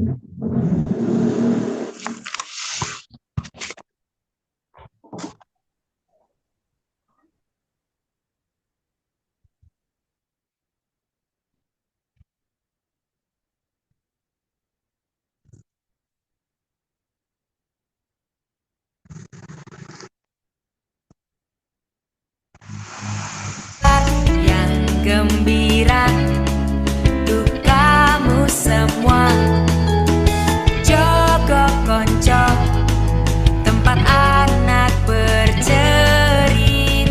sebagai pelopor dan pelapor. Ada 4 aspek hak dan partisipasi anak yang harus kita wujudkan. Pendidikan untuk cerdaskan bangsaku, kesehatan untuk membentuk anak-anak tangguh, sosial budaya untuk budi pekerti unggul, perlindungan anak untuk anak terlindungi, Jawa Tengah kan tangguh, Indonesia kan maju. Halo konco, kita sebarkan kabar yang gembira untuk kamu semua. Joko Konco, tempat anak bercerita sebagai pelopor dan pelapor. Ada 4 aspek hak dan partisipasi anak yang harus kita wujudkan. Pendidikan untuk cerdaskan bangsaku, kesehatan untuk membentuk anak-anak tangguh, sosial budaya untuk budi pekerti unggul, perlindungan anak untuk anak terlindungi, Jawa Tengah kan tangguh, Indonesia kan maju. Ayo podo Joko Konco, ayo podo Joko Konco, ayo podo Joko Konco.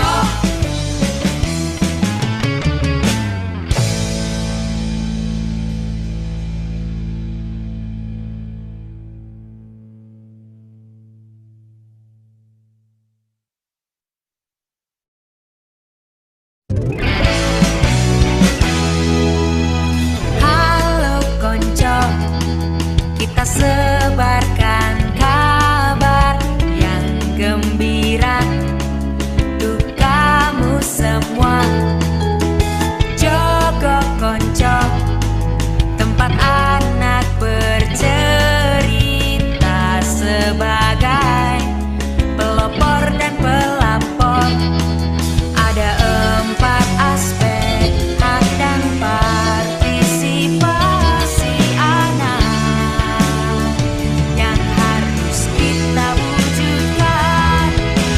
Pendidikan untuk cerdaskan bangsaku, kesehatan untuk membentuk anak-anak tangguh, sosial budaya untuk budi pekerti unggul, perlindungan anak untuk anak terlindungi, Jawa Tengah kan tangguh,